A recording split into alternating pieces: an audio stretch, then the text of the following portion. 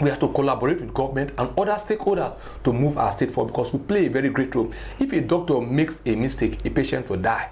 But if a journalist makes a mistake, an entire city can burn down.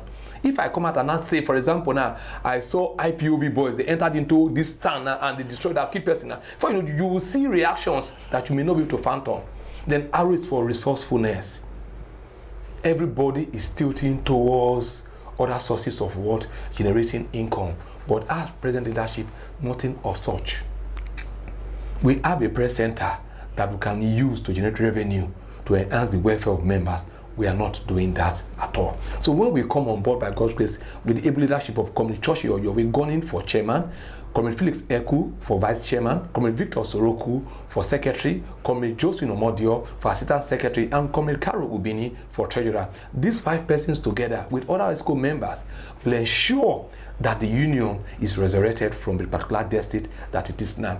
And we cannot do this alone. We need the collaboration of all our members. We have 16 chapters, and we have been going around all the chapters soliciting and begging for their votes. We don't have any other way of winning elections. All we want is genuine elections. Let members come and vote. But we have come to sell out our programs to them. And these things will help our union to grow better, for us to have respect, to have recognition. The way we are now, government does not actually recognize us, give us our due respect. Why? Because of the leadership.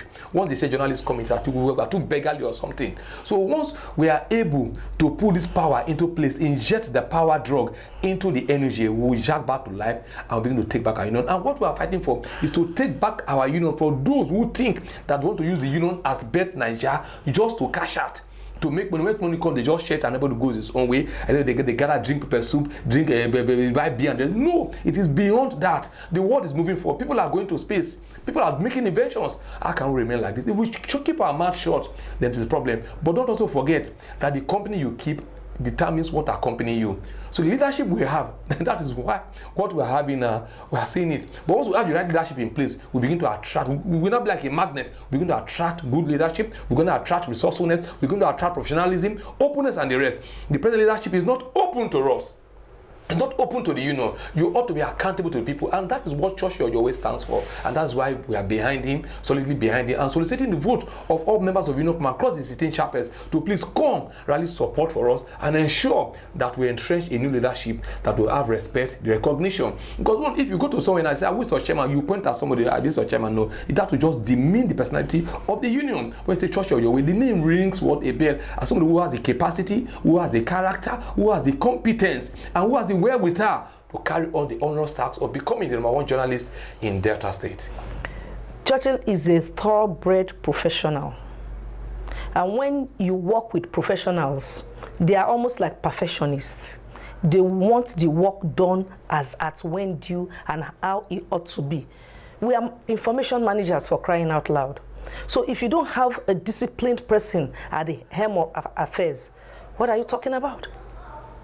In anything you do, if discipline is not applied, even to self, if discipline is not applied, you definitely will get it wrong. We unwind. I'll tell you, when I started work in 2001, we used to have where we go to unwind on Onishe Street in Asaba, our former secretariat of the NUJ. You see, I'm a disciplined and dedicated person when it comes to work. I work when I should work, and I go to unwind when I should go to unwind. That time at about 4, 5, 6, you see us trooping to Onishe Streets to unwind. But now, how do you unwind? How do you kill boredom in a graveyard? I don't understand. If you go to our secretariat, it's like a graveyard. What happens in the daytime, you see some people loitering there. People should be productive at that material time. And when you go there in the evening, the place is in darkness. That's why I promised in my campaign that within 2 months, we put a solar light there. We don't have to wait for government to come. We have to tell government that we are too serious. We can also help ourselves.